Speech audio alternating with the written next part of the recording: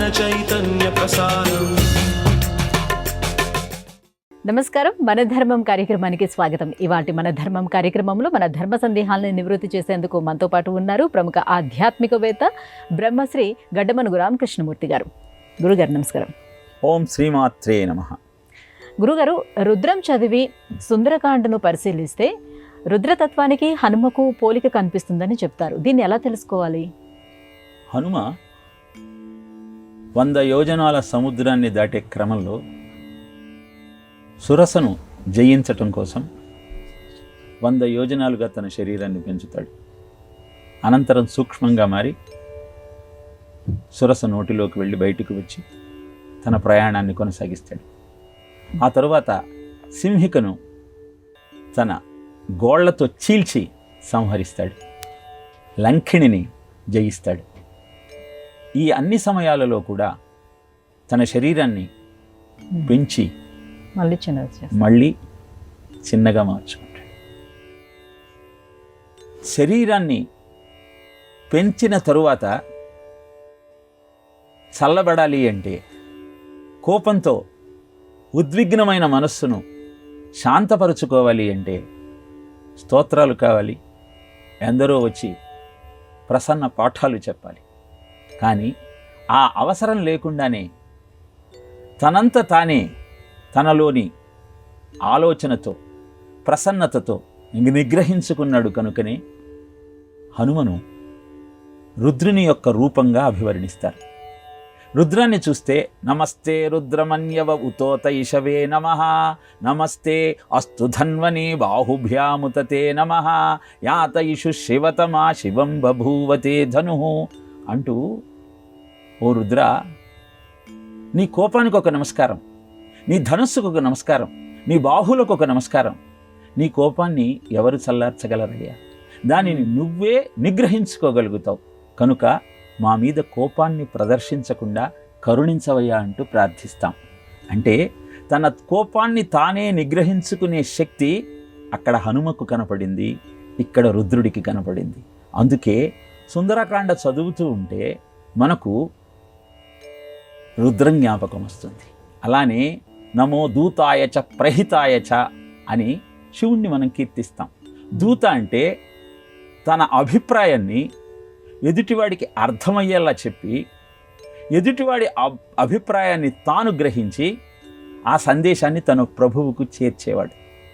అందుకే మనము హనుమంతుణ్ణి కీర్తిస్తూ మనోజవం మారుతతుల్య వేగం జితేంద్రియం బుద్ధిమతాం వరిష్టం వాతాత్మజం వానరయూథ ముఖ్యం శ్రీరామదూతం శిరసా నమామి అని చెబుతాం. రామదూత అతి క్లిష్టమైనటువంటి కార్యక్రమాన్ని సమర్థవంతంగా నెరవేర్చి రావణునికి రాముడి యొక్క బల పరాక్రమాల గురించి తెలియజేసి, అనంతరం సీతమ్మకు రాముని యొక్క దర్శనంలో ఉన్న ఆనందాన్ని కలుగజేసి, సీతమ్మ ద్వారా అంగుళీయాకాన్ని గ్రహించి, వచ్చే సమయంలో రావణుని సైన్యాలన్నింటినీ పరిశీలించటం కోసం ప్రతి భవనానికి నిప్పు పెట్టి మరీ ఆ విషయాన్ని తేల్చుకొని రామచంద్రమూర్తి దగ్గరికి వచ్చి, దృష్ట్వా, చూశాను నేను సీతమ్మను అన్న విషయాన్ని తెలియజేసినటువంటి దూత హనుమ అయితే, నమో దూతాయ చ ప్రహితాయ చ అని మనం శివుణ్ణి కీర్తిస్తూ, ఇలా మా మనస్సులోని అభిప్రాయాన్ని తెలుసుకునేవాడివి నువ్వే, నీ చల్లని కరుణా కటాక్ష వీక్షణాన్ని మాకు అందజేసేవాడివి నువ్వే అంటూ మనం శివుడిని రుద్రంలో కీర్తిస్తాం. ఇలా సుందరకాండలోని ప్రతి ఘట్టాన్ని మనం అధ్యయనం చేస్తున్న సమయంలో మనకు రుద్రం జ్ఞాపకం వస్తుంది.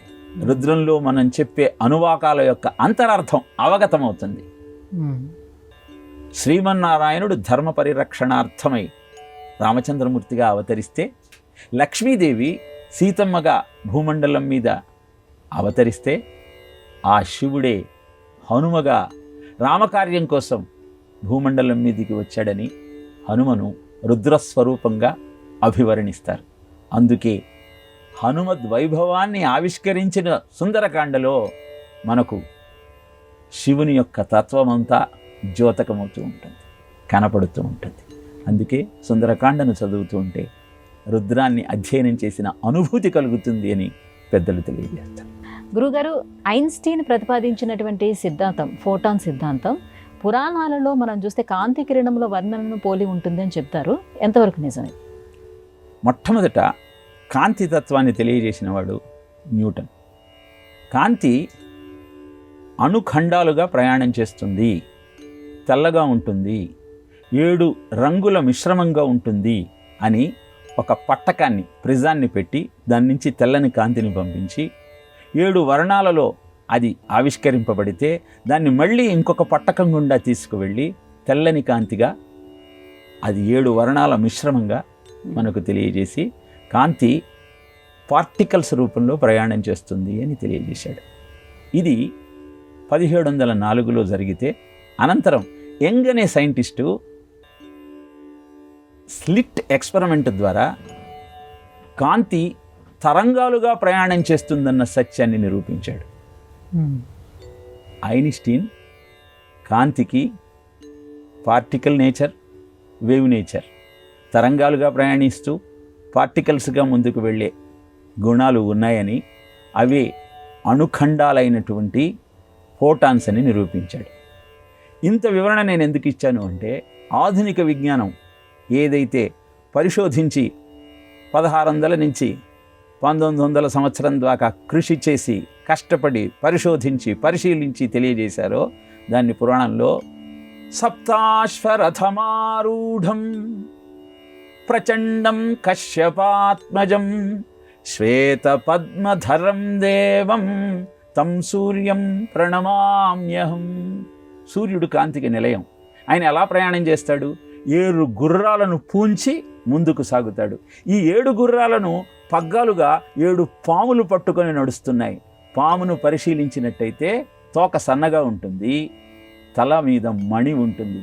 ఆ మణి మనం చెప్పుకునే అణుఖండమైన ఫోటాన్ అని మనం గుర్తించవచ్చు. ఇలా ముందుకు సాగుతున్నటువంటి ఆ రథము తెల్లని కాంతి 7 వర్ణాలుగా విడిపోయినటువంటి ఆధునిక విజ్ఞానం చెప్పినటువంటి విబిజిఆర్ అన్నటువంటి రంగుల సమ్మేళనం. అందుకే కాంతి కిరణాల పరివర్తనను, దాని యొక్క లక్షణాలను పరిశోధన చేసి ఆధునిక విజ్ఞానం గుర్తిస్తే పురాణ కాలంలోనే అర్థమయ్యే విధంగా పృథుముఖము అని చెప్పబడేటువంటి పాము యొక్క తత్వం ద్వారా వేవ్ నేచర్ని, 7 వర్ణాలుగా విడిపోయే తత్వాన్ని, శ్వేత పద్మధరం దేవం అన్న తెల్లని సూర్యకాంతిని, సప్తాశ్వములు అంటే 7 వర్ణాలుగా అభివర్ణిస్తూ ప్రపంచానికి తెలియజేసింది భారతదేశంలోని ఋషిపీఠం. అందుకే ఆ ఋషులు చూపిన మార్గంలో ప్రయాణం చేస్తూ, వారు అందించిన విజ్ఞానాన్ని అధ్యయనం చేస్తూ సత్యమేమిటో గుర్తించి అద్భుతమైనటువంటి ప్రగతికి మనం సోపానాలు నిర్మించుకోవచ్చు. గురుగారు, ఆత్మహత్య మహాపాపం అనే శాస్త్రం ఎందుకు ఘోషిస్తుంది? ప్రతి వ్యక్తి స్థూల దేహం వెళ్ళిపోతే అదే మరణం అనుకుంటారు. కానీ మానవ దేహంలో స్థూల, సూక్ష్మ, కారణ 3 దేహాలు ఉంటాయి. ఆత్మహత్య ద్వారా పోయేది కేవలం స్థూల దేహం మాత్రమే. సూక్ష్మ, కారణ శరీరాలు అలానే ఉంటాయి. అందుకే నిజంగా జీవితం మీద విరక్తి కలిగితే చేసుకోవలసింది ఆత్మహత్య కాదు. అసలు పుట్టుక లేకుండా ఏ కార్యక్రమం చేస్తే మనకు ఆ ఫలం దక్కుతుందో, పుట్టుక లేకుండా చేసుకునేటువంటి సాధన క్రమానికి అంకురార్పణ చేయాలి. జీవితం మీద విరక్తి కలిగిన సాధువులంతా అదే చేస్తారు. భయంతో, జీవితం అంటే భయంతో ఉన్నవారు మాత్రమే ఆత్మహత్యకు పాల్పడతారు. మహాపాపం అని ఎందుకంటారు అంటే, దేహాన్ని బలవంతంగా వదిలేసిన తరువాత ప్రేతమో పిశాచమో అయి సంచరించాల్సిన అగత్యం ఏర్పడుతుంది. ఇంకో దేహం దొరకక, ఎక్కడ ఉండాలో తెలియక నానా అవస్థల పాలవుతూ పొరపాటున మళ్ళీ ఇంకొక దేహం దొరికినా ఈ జన్మలో అనుభవించాల్సిన కర్మ, ఆత్మహత్య చేసుకోవటం వల్ల వచ్చినటువంటి పాపము అంతా ఆ జన్మలో అనుభవించాల్సిన అగత్యం ఏర్పడుతుంది. అదే భాగవత మాహాత్యాన్ని తెలియజేస్తూ దుందుకారుడు వృత్తాంతం ద్వారా తెలియజేశారు. దుందుకారుడు తాను తెచ్చుకున్న వారాంగనల ద్వారా బలవంతమైన మరణానికి గురి అయి ప్రేతంగా సంచరిస్తూ ఉన్న సమయంలో ఎలా ఆ ప్రేత జన్మను పోగొట్టుకోవాలో తెలియక సోదరుడైన గోకర్ణుడితో ఘోషిస్తాడు. ఎలానయ్యా ఈ ప్రేత జన్మను నేను భరించలేకపోతున్నాను, నాకు ముక్తిని ప్రసాదించమంటే గోకర్ణుడు భాగవత సప్తాహం చేస్తాడు. ఆ భాగవత సప్తాహాన్ని శ్రద్ధగా విన్న మీదట ఆ ప్రేత జన్మ పోయి వైకుంఠాన్ని సిద్ధిస్తుంది. అందుకే వశిష్ఠుడు కూడా ఆత్మహత్య చేసుకుందామని గజకాననానికి వచ్చినప్పుడు భూమాత అంటుంది, ఏమయ్యా ఈ దేహాన్ని వదిలేసినంత మాత్రాన మళ్ళీ పుట్టకుండా ఉండే ఆలోచన నీకు కలుగుతుందా? ఆ అవసరం కలగకుండా ఉంటుందా? కనుక ఆత్మహత్య మహాపాపము, ఆ ప్రయత్నాన్ని విరమించమంటూ జ్ఞానబోధ చేస్తుంది. కనుక ఈనాటి సమాజంలో పరీక్షలో అనుకున్న మార్కులు రాలేదని, తల్లిదండ్రులు సెల్ ఫోన్ కొనిపెట్టలేదని, గురువుగారు గట్టిగా మాట్లాడారని ఆత్మహత్య చేసుకునే విద్యార్థి లోకము, యువత గుర్తించాల్సిన సత్యం ఏమిటంటే తమో గుణాన్ని వదులుకొని సత్యమేమిటో గుర్తించి అమూల్యమైన మానవ జన్మ 84 లక్షల జీవరాశుల జన్మను ఎత్తిన తరువాత మాత్రమే సిద్ధించే అమూల్యమైనటువంటి వరమని తెలుసుకొని జీవితాన్ని ఎలా గడపాలో గురువుల ద్వారా అధ్యయనం చేసి ఆత్మహత్య అనే ఆలోచనను పక్కకు పెట్టి ముందుకు సాగే ప్రయత్నం చేయాలి. కష్టాలు ఎవరికి రావు, శోకం ఎవరికి కలగదు. ప్రతివాడికి ఈ పరిస్థితి ఎదురవుతుంది. ఆ పరిస్థితులలో మానసిక స్థైర్యంతో ముందుకు సాగాలి అంటే ఋషి మనకు అందించిన విజ్ఞానాన్ని అధ్యయనం చేయాలి. అందుకే ఎవరైతే ఆర్ష విజ్ఞానాన్ని అధ్యయనం చేస్తారో భగవద్గీత, భాగవతము, రామాయణము ఇలాంటి సాహిత్యాన్ని చదివే ప్రయత్నం చేస్తారో ఎలాంటి క్లిష్ట పరిస్థితులలోనైనా వారు మానసిక స్థైర్యాన్ని కోల్పోరు. ఫియర్ అన్న పదానికి వాళ్ళు ఇచ్చే నిర్వచనం face every challenge and rice అని. కనుక ఫియర్ని పోగొట్టుకొని, అంటే ఫర్గెట్ ఎవ్రీథింగ్ అండ్ రన్ అన్న ఆలోచనను పోగొట్టుకొని శాస్త్రం ఇచ్చినటువంటి నిర్వచనం ప్రతి సమస్యకు సమాధానాన్ని తెలుసుకోవటం కోసం సాధనను కొనసాగిస్తారన్న ఆలోచనతో ముందుకు సాగే ప్రయత్నం చేద్దాం. గురువుగారు, సాత్విక, తామసిక, రాజసిక జ్ఞానాన్ని భగవద్గీత ఎలా నిర్వచించింది? ఆ జ్ఞానం సమాజానికి ఎలా ఉపకరిస్తుంది? భగవద్గీతలోని మోక్ష సన్యాస యోగంలోని 20, 21, 22 శ్లోకాలలో సాత్విక, రాజసిక, తామసిక భావాల గురించిన చర్చ మనకు కనబడుతుంది. సర్వభూతేషు ఏనైవం భావమవ్యయమీక్షతే అవిభక్తం విభక్తేషు తజ్ఞానం విద్ధి సాత్వికం. ఇది సాత్వికుని ఆలోచన విధానం. ఉన్నది ఒకే చైతన్యం. ఆ ఒకే చైతన్యము విభక్తమైనప్పుడు అందరిలో ద్యోతకమవుతుంటుంది. కనుక ప్రతివాడిలో ఉన్నది భగవత్ స్వరూపమే. సర్వే జనా సుఖినో భవంతు అన్న భావన సాత్వికుని ఆలోచన విధానం. అది సాత్వికమైన బుద్ధి. ఇక పృథగ్వేనతు యజ్ఞానం నానాభావాన్ పృథగ్ విధాన్ వేత్తి సర్వేషు భూతేషు తజ్ఞానం విద్ధి రాజసం. ఇక రజోగుణం ఉన్నవాడి ఆలోచన ఎలా ఉంటుంది అంటే ప్రతి వస్తువు దేనికి అదే దాని తత్వాన్ని సంతరించుకొని ఉన్నది. నాకు వాటితో సంబంధాన్ని నేను ఏర్పరచుకుంటూ ఉన్నాను అని, అంతటా వ్యాపించి ఉన్నటువంటి ఆత్మతత్వము ఒక్కటే అన్న ఆలోచనను పక్కకు పెట్టి తన అర్హత, తన హోదా, తన గొప్పతనమే ముఖ్యమన్న భావనతో అహంకారంతో ప్రవర్తించే ఆలోచన విధానమే రజోగుణం. ఇక తమోగుణంలో తాను నమ్మిన సిద్ధాంతమే అందరూ నమ్మాలి, తన ఆలోచనే సరి అయిన ఆలోచన అని అల్పమైన ఆలోచనతో, చిన్నినా పొట్టకే శ్రీరామ రక్ష అన్నటువంటి భావనతో తన ఆలోచన, తన విధానము, తన దైవము దానినే అందరూ అనుసరించాలన్న ఆలోచనతో తమోగుణం ఉంటుంది. ఇలా ఈనాటి సమాజంలో పవిత్ర యుద్ధాల పేరుతో కొంతమంది, మార్పిడుల పేరుతో కొంతమంది వారి వారి ఆలోచన విధానాన్ని విస్తరించాలన్న ఆలోచనతో సమాజంలో ఒక ద్వేషాన్ని, మోసాన్ని ప్రవర్తింపచేస్తూ ఉన్న నేపథ్యంలో వెష్టే వ్యాపోతీతి విష్ణు చరాచరేతు భూచేషు వేషనాత్ విష్ణురుచ్యతే అన్న భారతీయుని ఆలోచన విధానం. అంతటా వ్యాపించి ఉన్నది ఒకే చైతన్యం, అదే విష్ణువు అని పిలువబడుతుంది.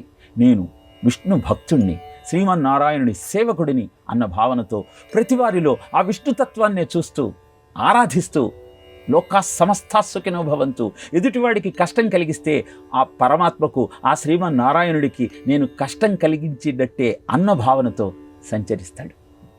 అందుకే వైష్ణవులకు ఎదుటివాడి మనోభావాలను దెబ్బతీయటము, దానికి బాధ కలిగించటం ఆత్మహత్యా సదృశం అని చెబుతుంది వైష్ణవం.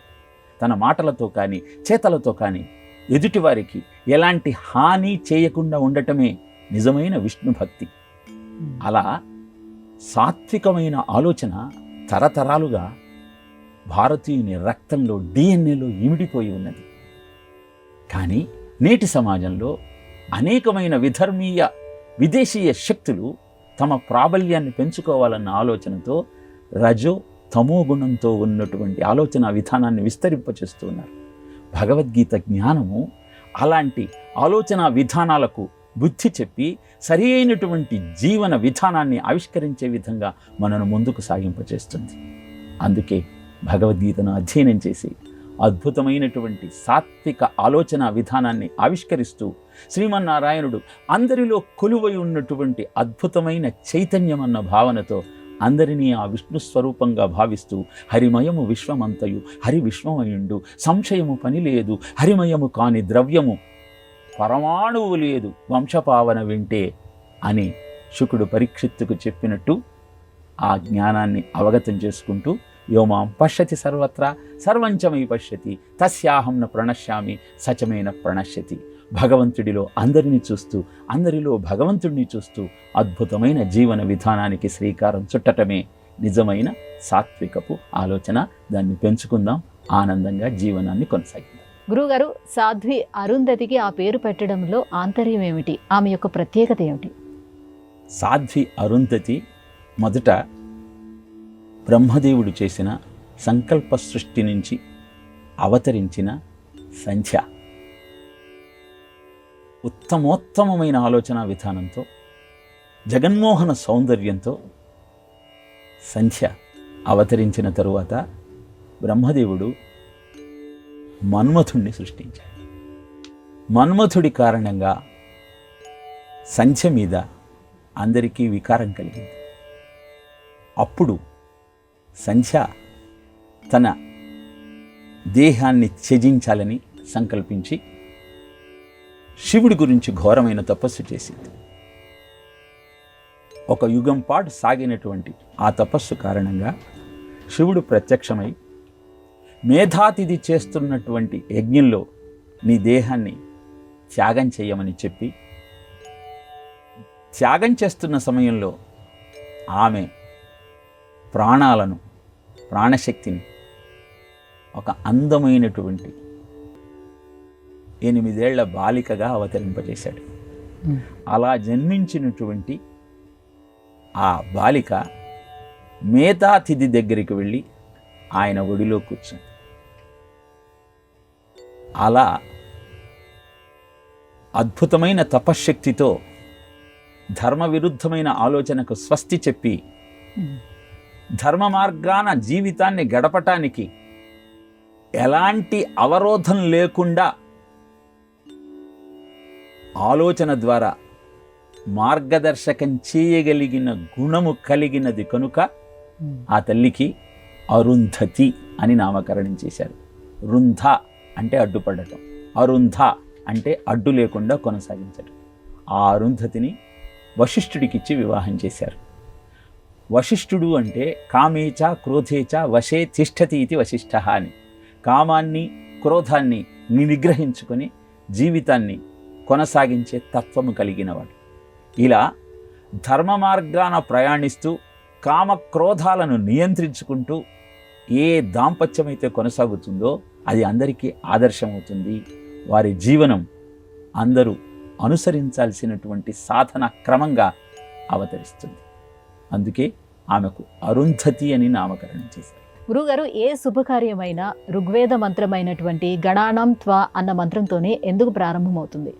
గణానాం త్వా గణపతిగుం హవామహే కవిం కవీనాముపమశ్రవస్తమం జ్యేష్ఠరాజం బ్రహ్మణాం బ్రహ్మణస్పత ఆనశృణ్వన్నోతిభిः సేదసాదనం. ఋగ్వేదంలోని మంత్రం. ఏ యజ్ఞానికైనా మంత్రము, దేవత, ద్రవ్యము, క్రియ ఈ 4 కావాలి. ఈ మంత్రము అర్థం ఏమిటి అంటే, మా యజ్ఞానికి నిన్ను ఆహ్వానిస్తున్నాము, రావయ్యా జ్యేష్ఠరాజా. అద్భుతమైనటువంటి యజ్ఞక్రియ సక్రమంగా సాగాలి అంటే ద్రవ్యశక్తి, మంత్రశక్తి, దైవీశక్తి, క్రియాశక్తి ఈ 4 సమాహారంగా అది కొనసాగాలి. దేవతలకు, మంత్రములకు, ద్రవ్యములకు, కర్మలకు రాజు ఆ జ్యేష్ఠరాజు. అందుకే యజ్ఞాన్ని ప్రారంభించేటప్పుడు ఆయనను ఆహ్వానిస్తాం. ఇది ఆధ్యాత్మికంగా జరిగే ఆలోచన అయితే, ఇక తత్వపరంగా గ్రహిస్తే ఆ యజ్ఞశాల ఎక్కడో లేదయ్యా, నీ దేహమే ఆ సాధనం, ఆ యజ్ఞశాల. నీ ఇంద్రియాలే ఆ గణ, ఆలోచనలే కవులు, ద్రవ్యాలే ఉపమశ్రవాలు. వీటన్నింటినీ క్రోడీకరిస్తూ నీ ఆలోచన ఈ యజ్ఞశాలలో ఇంద్రియాలను నిగ్రహించుకుంటూ జీవితం అద్భుతంగా ముందుకు సాగాలి అంటే ఆ జ్యేష్ఠరాజు నిన్ను కరుణించాలి. అలా జీవనం అనేటువంటి, దేహం అనేటువంటి యజ్ఞశాలలో ఇంద్రియాలనేటువంటి దేవతామూర్తులు, ఆలోచనలనే కవులు, కర్మలు అనబడేటువంటి ఉపమశ్రవములు, ఇవి అన్నీ సక్రమంగా సాగాలి అంటే ఆ స్వామి యొక్క అనుగ్రహం ఉండాలి. కనుక నన్ను కరుణించమంటూ ఏ కార్యక్రమాన్ని ప్రారంభించినా జీవితం యజ్ఞమయంగా సాగాలి. యజ్ఞోవై విష్ణువు. యజ్ఞము అంటే త్యాగం. నేను చేస్తున్న ఈ యాగము, ఈ యజ్ఞము నా స్వార్థం కోసం కాదు, సమాజ హితం కోసం. ఎక్కడైతే యజ్ఞ ప్రక్రియ కొనసాగుతుందో అక్కడ ప్రకృతి పునీతమవుతుంది. ప్రజలంతా ఆయురారోగ్య ఐశ్వర్యాలతో వర్ధిల్లుతారు. దేవాన్ భావయతానేనా తే దేవా భావయంతః పరస్పరం భావయంతః శ్రేయః పరమవాప్స్యథ.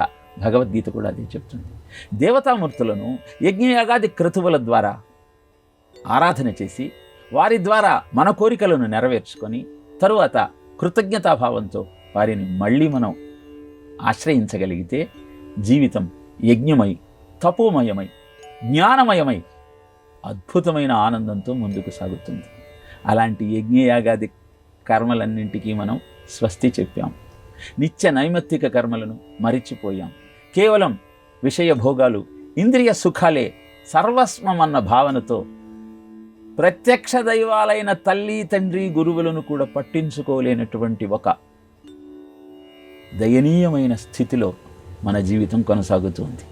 అందుకే శుభకార్యాన్ని ప్రారంభించే ముందు ఆ జ్యేష్ఠరాజును తలుచుకుంటూ జీవితాన్ని యజ్ఞమయం చెయ్యవయ్యా, నా ఆలోచనను సంస్కరించు, మా ఇంటికి రా, తిష్ట వేసుకొని కూర్చో, నాలో వస్తున్నటువంటి ఆశ్రయ ఆలోచనలన్నింటికి స్వస్తి పలుకు, ధర్మ మార్గాన్ని నాకు ప్రబోధించు అని ఆయనను ప్రార్థిస్తాం.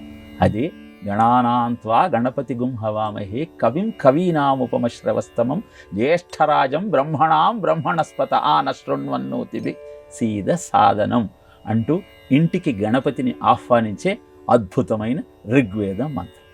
గురుగారు, ఇవాళ మన ధర్మం కార్యక్రమంలో మాకు వచ్చినటువంటి ఈ సందేహాలన్నీ కూడా నివృత్తి చేసినందుకు ధన్యవాదాలండి.